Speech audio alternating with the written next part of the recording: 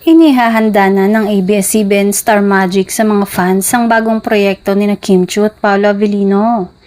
Ang kanilang bagong teleserye ay pinamagatang The Alibi, isang romance suspense series na co-produce ng Dreamscape Entertainment. Ito ang pagbabalik ng tambalan ni Kim at Paolo matapos ang matagumpay ng mga proyekto nilang linlang, What's Wrong with Secretary Kim at pelikulang My Love Will Make You Disappear. Inaayos na umano ng Kapamilya Network ang serye na mapapanood sa primetime at kung saan ito mapapanood bukod sa Kapamilya.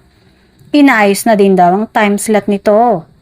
Ito ay romance na may halong suspense at investigasyon. Sa teaser, nagpapahiwatig ng misteryo. Galing sa Dreamscape, sa ilalim ng direksyon ni FM Reyes at Jojo Sagin, at isinulat ni Danica Domingo, ang team din sa likod ng linlang. Bago ang look, si Kim ay may bagong hairstyle, maikli at kulot.